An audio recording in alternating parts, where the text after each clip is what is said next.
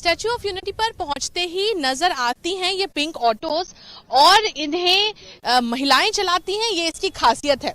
Electric autos हैं और ऐसे ही कुछ महिलाओं से बात करते हैं क्योंकि तकरीबन 1 साल हो गया है जब से ये पिंक ऑटोज यहाँ पर संचालित की जा रही हैं महिलाओं द्वारा। क्या कुछ और इनकी आकांक्षाएं हैं, क्या ये आर्थिक रूप से सशक्त बनाने में कुछ योगदान है इस पिंक ऑटो का, ये भी हम जानेंगे।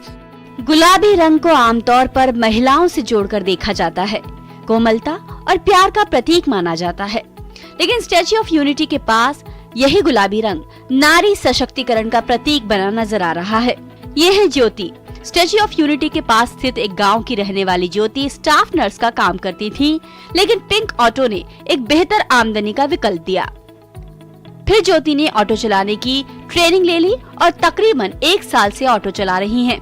यही नहीं, ज्योति के पति भी स्टैच्यू ऑफ यूनिटी के पास ही स्थित एक और आकर्षण जंगल सफारी में काम करते हैं। ज्योति जी, कब से आपने ये काम शुरू किया, कैसे सीखा ऑटो चलाना? हमने ये काम 1 साल होने वाला है हमारा। हमने ये ऑटो चालू किया है और हमको गांव में आए थे, पूछा था कि आपको ऐसे ऑटो सीखनी है, तो पहले तो शर्म आ रही थी कि नहीं हमें ऑटो नहीं चलाना, ऑटो तो सिर्फ जेंट्स चलाते, लेडीज थोड़ी ना। बाद में मेरे सास ने बोला जाना एक बार सीख ले, तुझे मजा आएगा। बाद में नई नौकरी करना तो मत करना, सीखा। बाद में ऐसा हुआ कि नहीं एक बार ऑटो की जॉब भी करके देखो, तो जॉब किया, 1 मंथ किया, 2 मंथ किया और ऐसे इंटरेस्ट आने लगा कि हमें थकान भी नहीं लग रहा था इधर, और बहुत मज़ा आ रही थी इधर ऑटो चलाने में। रोज नए नए लोग मिलती है, उनके साथ बात करते, कोई झगड़ा करते, कोई अच्छे से बात करते, मज़ा आता है। तो घर परिवार में कौन कौन है, कितने घंटे आप यहाँ काम करती हैं? घर परिवार में तो मेरे 3 देवर है, एक देवरानी, एक सास है। और वो लोग कहाँ काम करते हैं? मेरे एक देवर मामलतदार ऑफिस में आधार कार्ड निकालते, मेरी सास आशा वर्कर है, मेरे हस्बैंड यहाँ जंगल सफारी में कीपर है और मैं ऑटो चलाती हूँ।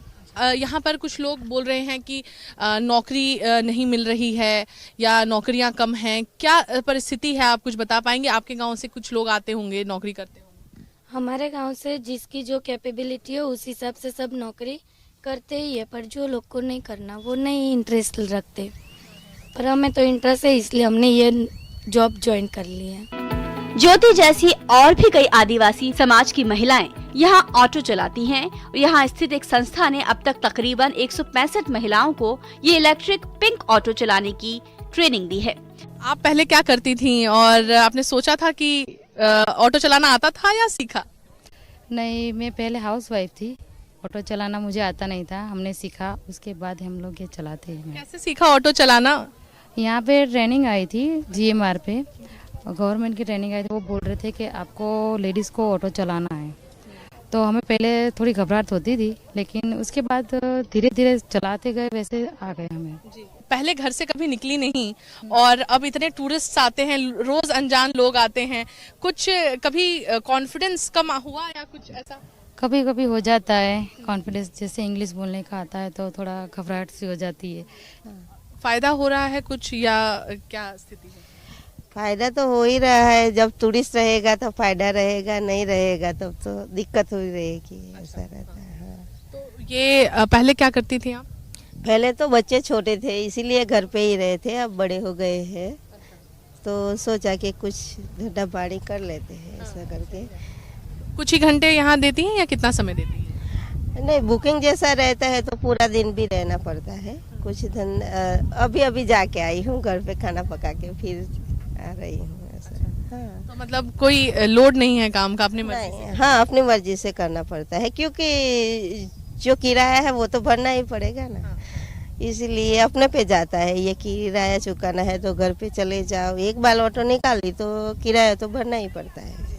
यहाँ आने वाले पर्यटक भी इन महिलाओं को ऑटो चलाते देख प्रभावित होते हैं। कई पर्यटक इन महिलाओं का हौसला बढ़ाने के लिए सुझाव भी देते हैं। कुछ टूरिस्ट भी यहाँ पर आए हैं, उनसे बात करते हैं। आप कहाँ से आए हैं?